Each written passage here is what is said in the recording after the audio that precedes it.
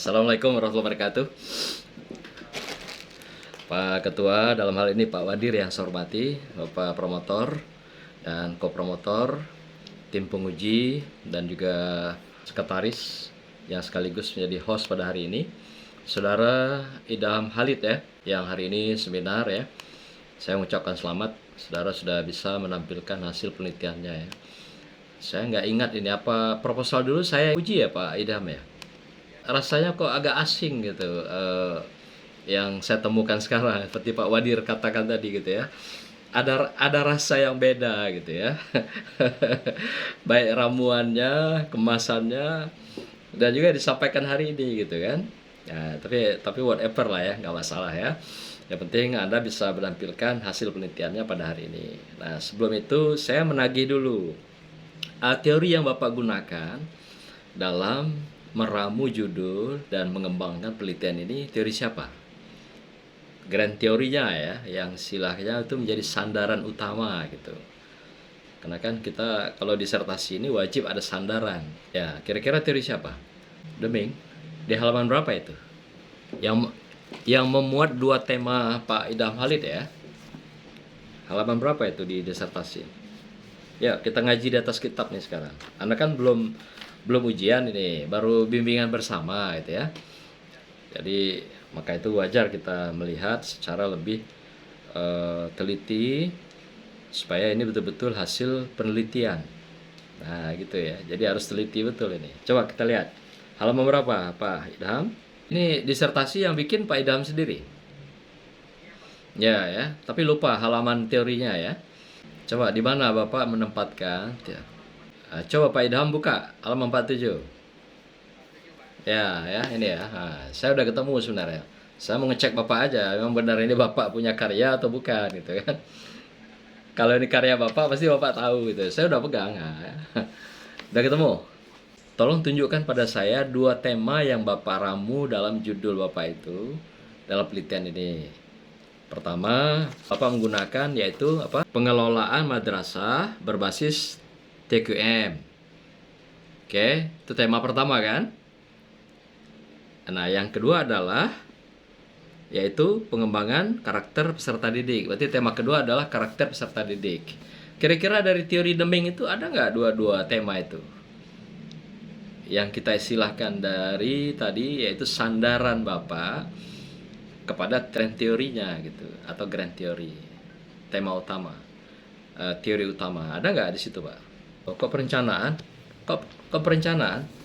Yang tadi pengelolaan. Coba Bapak baca judul Bapak. Tema pertama tadi apa?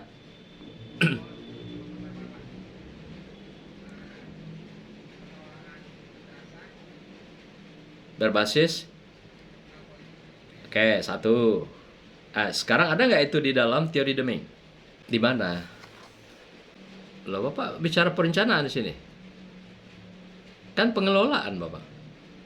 Pengelolaan itu sama dengan manajemen gitu. Nggak ada ya. Tema pertama belum ada.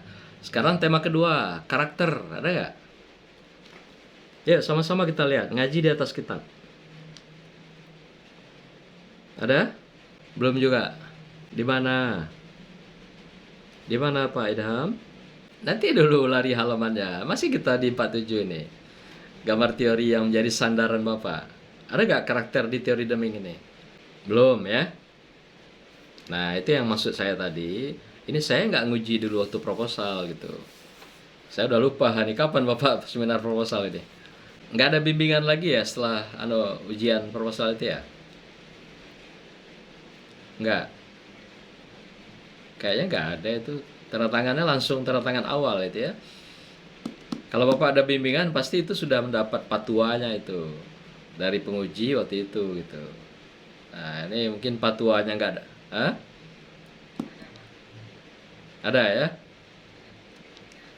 Oke lah ya. Anggap ada ya. Oke. Tugas Bapak pertama adalah mencari teori itu.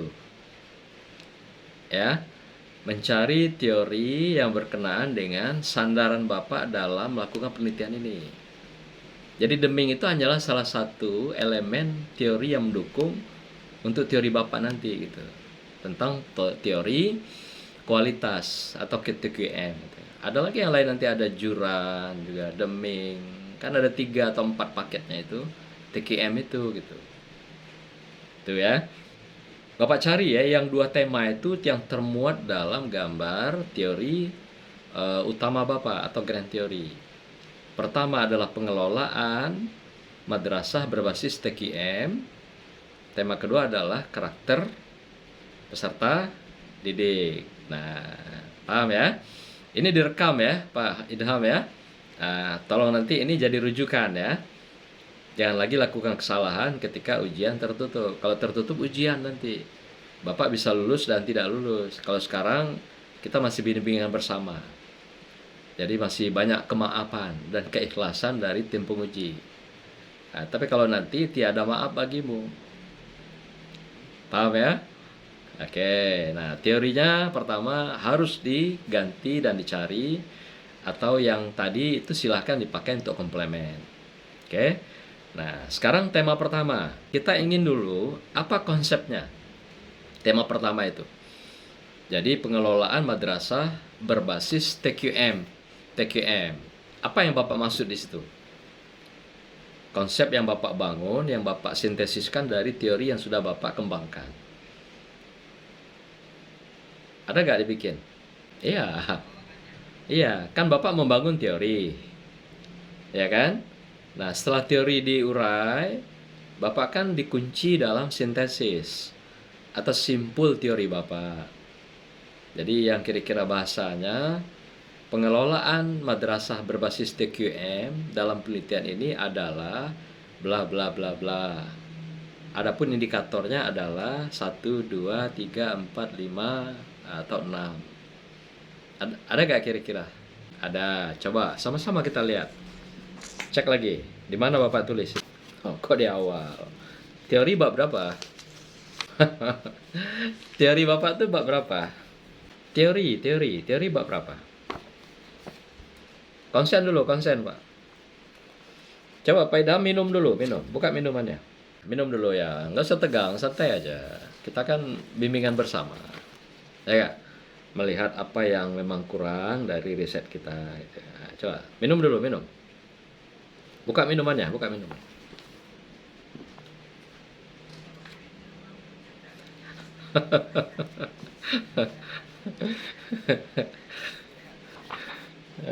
Coba, sudah minum? Belum? Minum dulu, minum. Minum dulu, Pak. Ya, harusnya air minum itu di depan ini, depan meja gitu. Ini ramai supporternya ya, ada 26 orang. Ramai supporternya, ya. Oke, sudah minum? Oke, sekarang coba diceritakan ke saya apa yang Pak Idham Khalid maksudkan dengan pengelolaan madrasah berbasis TQM. Kira-kira apa?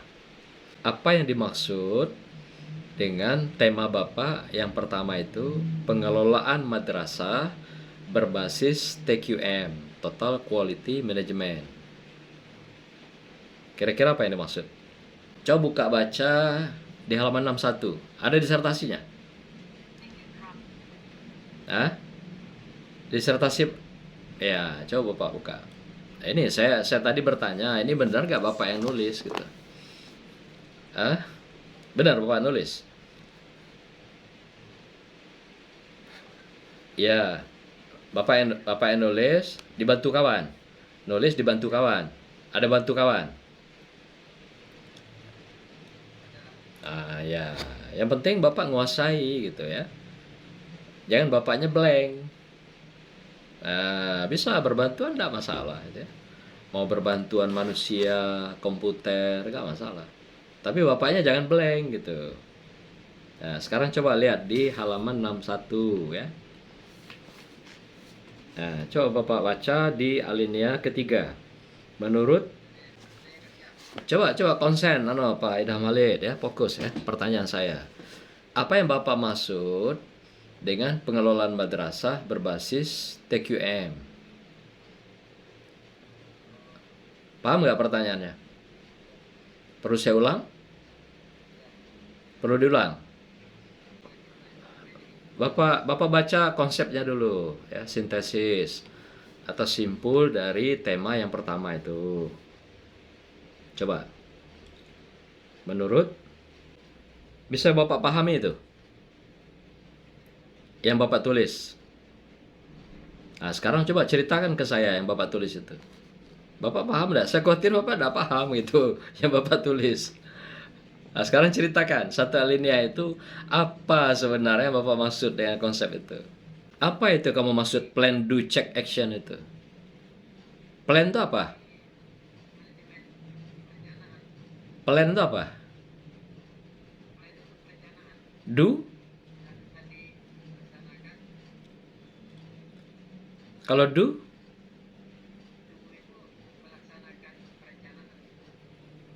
Check? Dari teori siapa itu diambil? Kok plan, do, check dipakai? Deming. Kenapa tidak di-Indonesiakan? Nah, tadi kan Pak Wadir kan sudah ngasih tahu. Kalau Anda menggunakan konsep-konsep terminologi asing, ya bikin kekhasannya. Pembeda antara apa yang dimaksud situ, tapi dijelaskan gitu. Jangan orang suruh memahami sendiri.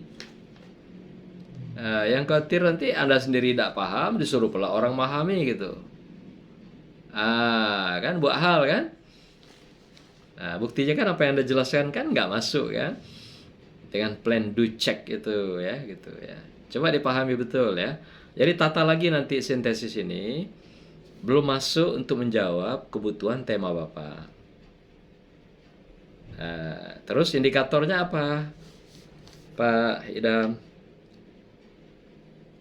Indikatornya apa? Coba baca. Kok balik lagi? Kok ngulang lagi? Kan itu sudah jadi konsep di atas. Kok di indikator keluar lagi gitu? Sudah pakai baju, celananya baju lagi gitu. Sama celana dengan baju? Beda. Artinya harus beda antara sintesis dengan indikator. Ya. Jangan diulangi lagi apa yang sudah dikemas dalam sintesis. Tata lagi ya. Nah, di sini ada juga Anda bilang ada indikatornya. Apa itu diantaranya? Nah, plan, do, fokus pada pelanggan. Pelanggan itu bahasa lainnya apa? Kalau ini dalam lembaga pendidikan. Dalam pendidikan dipakai pelanggan ya. Pelanggan itu kalau Anda makan di KFC, punya Israel itu, itu ya Anda jadi pelanggan. Atau masuk Starbucks Cafe, ya Anda masuk situ jadi pelanggan.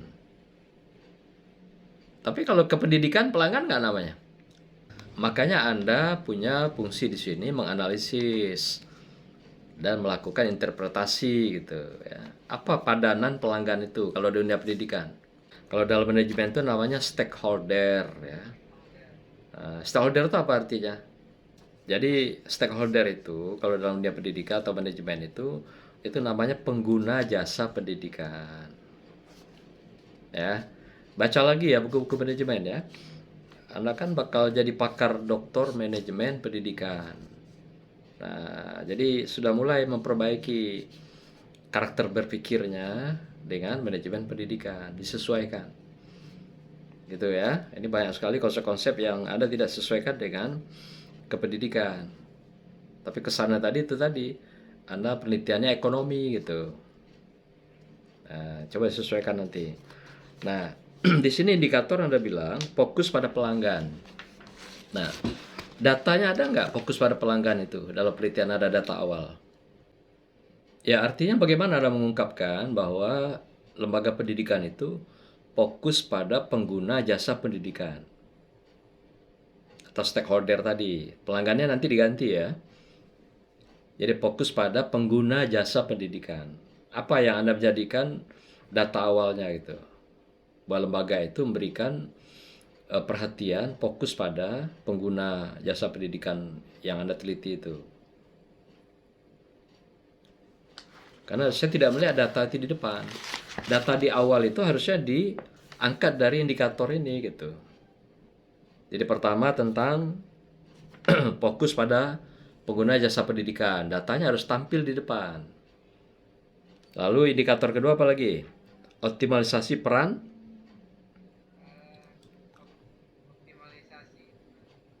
Nah, datanya apa itu dibuat di sana? Apa yang menunjukkan optimal itu? Nggak ada ya. Yang ketiga, pelibatan. Nah, ada nggak data itu? Nggak juga. Jadi data-data Anda itu apa yang Anda munculkan di indikator itulah data di bab 1 itu. Nah, sekiranya di bab 1 di lapangan tidak ada data-data ini, itulah problem Anda yang diangkat dalam penelitian ini. Istilah itu to be art-nya itu ya. Sesuatu yang menjadi landasan utama Anda melangkah dalam penelitian berikutnya gitu. Jadi harus konsisten dengan apa yang dibikin dalam indikator ini. Jadi bukan ini muncul hanya untuk dipajang gitu. Jadi ini ditarik ke depan di bab 1 untuk ngambil data awalnya Grand Tour. Nah, jadi kalau semuanya data itu sama berarti nggak ada problem. Tapi apa yang berbeda antara fakta empirik di lapangan dengan data yang secara teoritik dalam indikator Anda ini, itulah problem Anda itu, Ilham. Nah, tapi yang Anda tampilkan kan beda lagi kan datanya. Dari mana ngambilnya itu? Sandaran data itu. Nggak ada kan? Nah, itu maksudnya gitu. Nah, sama ya, tema kedua nanti gitu juga. Dibikin lagi sintesisnya, lalu dibikin indikator. Malah tema kedua itu agak kacau itu saya lihat indikator Anda itu. Saya udah baca disertasinya begitu. Perbaiki ya. Jadi bab 1, pertama mulai dari pertanyaan penelitian. Pertanyaan utamanya adalah mengapa. Saya lihat Anda belum menjawab pertanyaan itu ya. Mengapa pengelolaan madrasah berbasis TQM itu belum mampu membangun karakter peserta didik? Apa jawaban Anda? Coba saya minta jawaban logikanya dari hasil penelitian itu. Karena ditulis belum ada gitu. Ya tapi masuk kelas ya, neliti guru kan, ngajarnya tidak sesuai gitu. Mata pelajarannya kompetensi gitu kan. Itu melihatnya di mana? Di kelas apa di dokumen? Iyalah ya. Nanti benahi ya. Jadi bab 1 itu ada data Grand Tour. Pertanyaan penelitiannya utamanya apa? Pertama, mempertanyakan mengapa pengelola madrasah berbasis TKM itu belum mampu membangun karakter siswa. Gitu ya. Nah, karakter ingat pastikan Anda tidak masuk kelas. Anda tidak meneliti dalam kelas. Kalau Idham meneliti dalam kelas, maka batal risetnya. Bukan lagi wilayah manajemen pendidikan. Ya, pahami itu ya. Jadi kalau seperti Anda katakan tadi, meneliti gurunya, lo apa hubungannya? Anda kan meneliti karakter. Jadi jangan nanti diputar-putar kayak pesawat mau turun. Akhirnya nggak turun-turun gitu. Nah, gitu ya.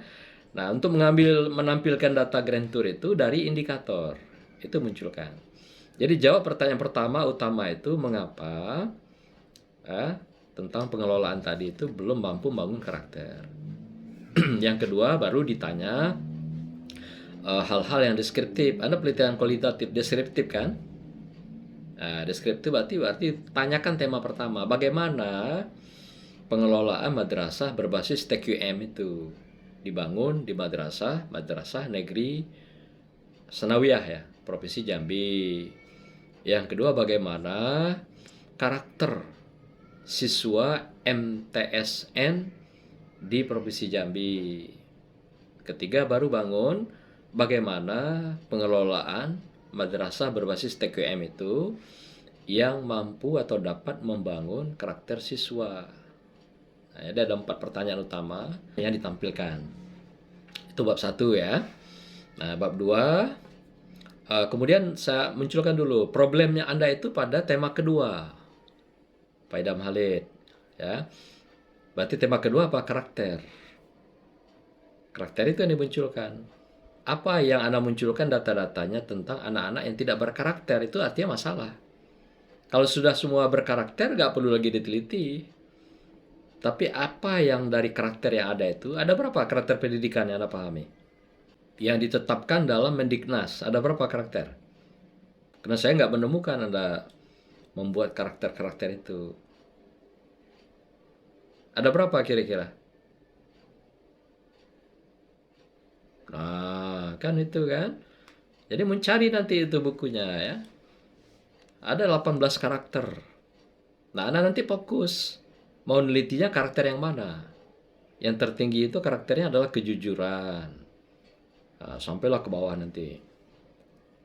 Ada disiplin juga, ada amanah juga. Itu sampai 18 karakter itu. Anda pahami dulu. Nelitinya karakter, tapi karakter nggak paham. Gimana itu? Pak Idham ya. Nah, nanti Anda salah tangkap gitu. Anda mau menafsirkan seekor gajah, Anda pegang ekornya, langsung Anda katakan, oh inilah gajah itu. Nah, kan salah lagi kan?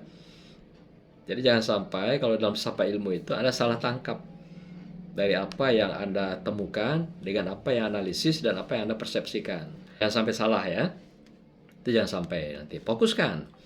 Penelitian Anda itu maunya karakternya yang mana mau diteliti. Kalau 18-nya nanti Anda teliti karakter siswa, 7 tahun nggak selesai penelitian Anda.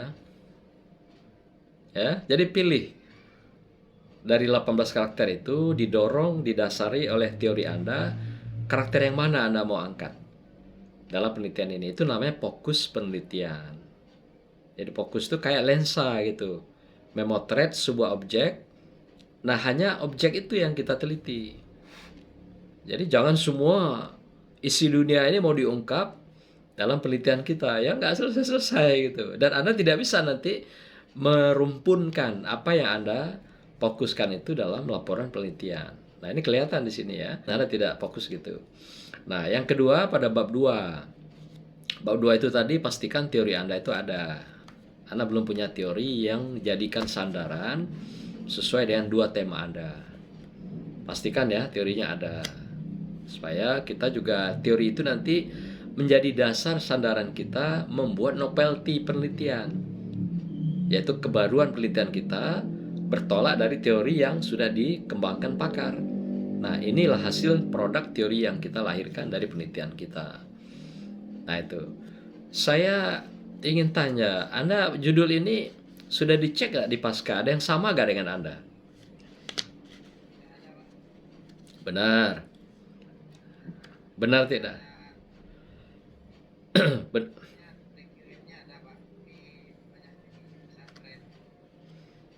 Iyalah, ada TQM dan persis sama yang kedua temanya adalah karakter. Anak temu nggak disertasi itu? Ada. Kenapa nggak dijadikan dasar penelitian Anda, penelitian relevan?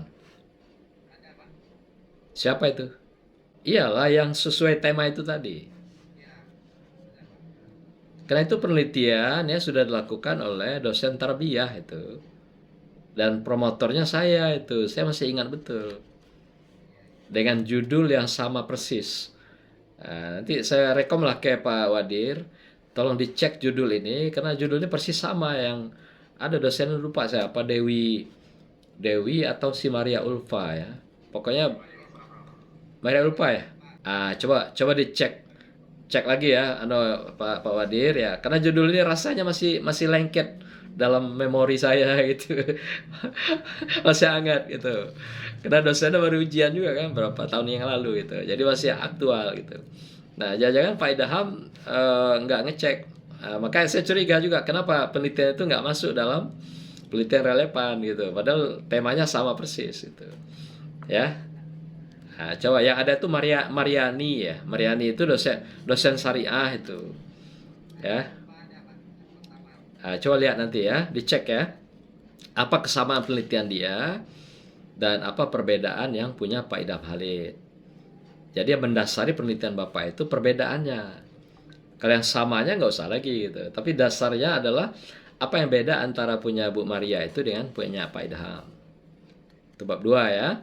Nah, di bab 3 Bapak tadi ada menetapkan Provinsi Jambi. Daerah mana saja yang Bapak ambil madrasahnya itu? Satu.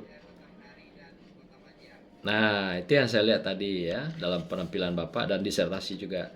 Jadi kalau Bapak ambil lintang geografis, ya, kalau dalam ukuran barat, tengah, timur, berarti kalau kawasan baratnya itu adalah Kerinci, Sungai Penuh, Merangin. Tengahnya adalah Kabupaten Muara Jambi dan kota, dan timurnya Tanjung Jabung Barat atau Tanjung Jabung Timur. Itu kalau lintangnya eh, timur, barat, tengah gitu. Nah, kalau utara, tengah, selatan, yang mewakili utara itu adalah Tebo Bungo, kampungnya Pak Wadir itu. Ya, tengahnya tetap kota dan Muara Jambi. Selatannya mana? Antara Serolangun dan Batanghari. Nah, tadi Bapak ambil di mana? Dengan Serolangun dan Batanghari. Nah, itu dua-duanya di wilayah selatan itu, Pak. Maka untuk mewakili geografis itu gugur, Pak, salah satunya. Jadi kalau Bapak mau ngambil utara selatan, ambil satu. Apakah Serolangun, yang Batanghari diganti dengan Tebu atau Bungo gitu. Baru dia lintangnya utara selatan itu, Pak Idham. Ya. Jadi antara satu itu harus diganti apakah Tebo atau Bungo gitu. Nah, Bapak pilih antara dua, mana yang Bapak merasa lebih gampang ngambil datanya itu. Karena datanya sudah terkumpul gitu. Ya, karena itu prinsip, Pak. Kalau kita menyebutkan itu Provinsi Jambi.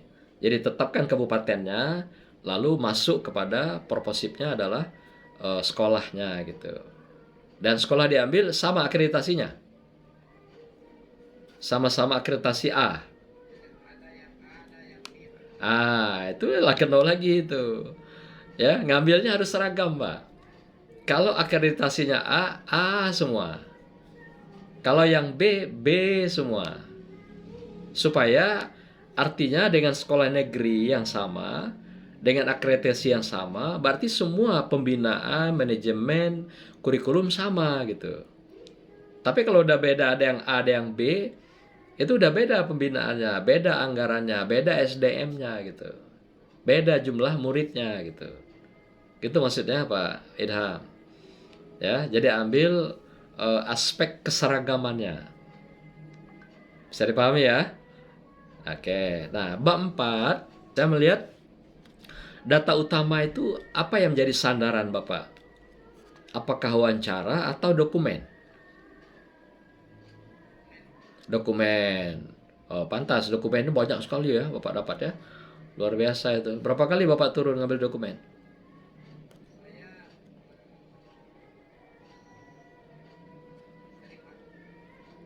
Iyalah, saking seringnya tidak teringat lagi. Saking seringnya sehingga data sering itu nggak ada lagi masuk gitu dia. Gitu ya. Ada 2 kali atau 3 kali? 3 kali. Nah, kalau 3 kali itu datang pertama baru lihat gapura. Datang kedua baru duduk di kantin. Datang ketiga baru assalamualaikum. Belum ngumpul data itu, Pak. Nah, itu artinya kualitatif itu nggak cukup kalau 3 kali turunnya. Ya, harus berkali-kali. Makanya penelitian kualitatif itu namanya elaborasi. Berdalam-dalam, berlama-lama, berluas-luas gitu. Ya, sampai ketemu betul data itu secara radikal gitu ya. Data itu dasar atau yang fundamental. Ketemu mana yang sebenarnya, makna yang sesungguhnya dari sebuah sistem itu gitu atau sebuah perilaku yang dilakukan. Nah, data utama penelitian kualitatif itu adalah observasi, Pak Idham.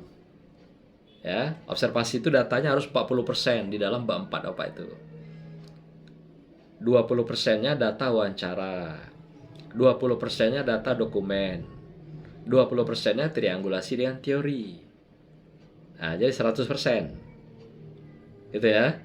Nah, jadi ingat saya ulangi, 40% itu data observasi.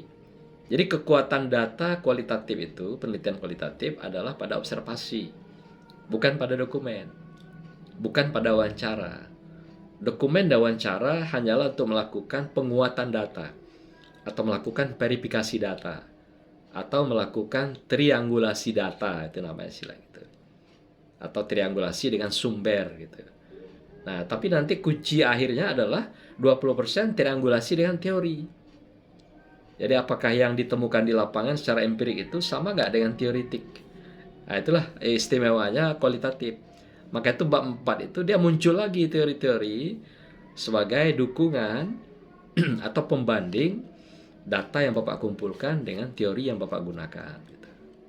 Nah, jadi teori itu bisa dikembangkan, dibongkar, dipasang untuk memperkuat temuan lapangan secara empirik. Gitu ya, nanti perbaiki ya. Nah, bab 5 itu ada namanya novelty. Saya belum lihat novelty Bapak ini. Ya, nanti coba dilihat. Sandaran kita bikin novelty itu lihat teori yang kita pakai tadi punya orang. Lalu kita lakukan penelitian, lalu lahirlah produk teori baru yang merupakan kemasan penelitian Bapak sendiri gitu. Apa kebaruan dalam penelitian Bapak? Itulah yang namanya novelty. Ya, Pak Idham ya. Dibangun lagi. Kalau perlu bikin gambarnya. Punya orang ini gambarnya, punya Bapak produk sendiri ini gambarnya gitu. Jadi kalau Bapak belum temukan novelty, belum selesai penelitiannya Pak. Masih harus diteruskan, didalami lagi, datang lagi, dan kemudian bikin laporan lagi. Bisa paham ya? Nah, kemudian juga yang paling penting lagi, Bapak nggak punya catatan lapangan ya? Waktu observasi. Di mana ditaruh? Karena itu bagian secara keseluruhan. Nggak ada di sini. Nah, kalau nggak ada, kami bisa saja menduga, melakukan prejudice, anggapan Bapak tidak melakukan penelitian. Berarti Bapak hanya nembak bikin laporan ini di atas kuda gitu, atau di meja. Bapak mendap di kamar agak 3-4 hari, Bapak bikin laporan, selesai. Nah, tapi disertasi ini bicara, ya, Prof. Muhtar, saya tidak dilakukan penelitian oleh Pak Idham Halid. Ini dia bicara dengan saya dan kawan-kawan ini. Ini ketahuan ini. Anda tidak melakukan penelitian, riset gitu. Karena bukti risetnya nggak ada. Ya, kalau foto-foto ini bisa aja foto dibuat-buat. Ya, kemarin Anda mau ujian, datang ke kampus atau ke sekolah, tampil foto-fotonya gampang kan? Tapi catatan lapangan nggak bisa dibohongi. Yang asli tanda tangan Bapak. Datang tanggal sekian, jam sekian, dapat topik tema yang dibicarakan hari itu adalah A, B, C, D misalnya gitu. Bisa dipahami ya? Oke, lengkapi itu. Kemudian instrumen juga, agak instrumennya nggak nyambung gitu ya. Nanti coba deh ditata lagi ya. Instrumen data ini. Kelihatan betul bahwa instrumen Bapak tidak matching dengan indikatornya. Nah, kemudian di sini kan ada panduan ya. Tadi Pak Anu sudah bilang model apa Chicago style. Ini masih campur aduk ini. Ada yang catatan kepala, ada yang catatan perut, ada catatan pantat atau end note sila itu. Ya, catatan di akhir. Penelitian itu tidak boleh begitu. Kalau kita udah menggunakan Chicago style model, berarti ikuti itu model footnote itu. Harus konsisten dari awal sampai akhir. Gitu Pak Idham ya. Nah, kemudian aspek keislaman itu bukan dionggok-onggok Pak. Jadi berdasarkan bahasan Bapak muncul dia di sana. Ini saya Bapak onggok aja. Ini bagian ayat hadis kumpul semua. Bukan begitu. Ayat hadis itu juga memberikan verifikasi terhadap temuan Bapak di lapangan berdasarkan tema-tema yang diurai gitu. Jadi bukan dionggok-onggok, ditumpuk-tumpuk. Nah, juga banyak hal yang terkait seperti tabel ya. Kemudian juga struktur gambar, itu kebesaran sampai penuh satu halaman. Jadi kalau Bapak nggak bisa tampil seutuhnya itu, dikecilkan, taruh di lampiran aja. Lalu tabel-tabel, jangan ada yang putus kepalanya Pak. Kepala di sini, ekornya di sebelah gitu. Jelek sekali itu. Kemudian data-data guru yang sekian banyak. Jadi nggak usah taruh di laporan, itu taruh di lampiran. Jadi bagus jadinya gitu. Jangan hanya ngejar target halaman, tahu-tahu yang dipasang di situ macam-macam gitu. Ya. Jadi ditata kembali supaya betul-betul penelitian Bapak ini dianggap sebagai temuan ilmiah, hasil riset, dan buktikan dengan adanya bukti-bukti riset yang tadi saya minta. Dan yang paling penting lagi adalah teori sandaran utama yang menelandasi penelitian Pak Idham Halid. Saya kira demikian saja Pak Ketua, Pak Wadir. Terima kasih atas atensinya dan percayaannya. Wassalamualaikum warahmatullahi wabarakatuh.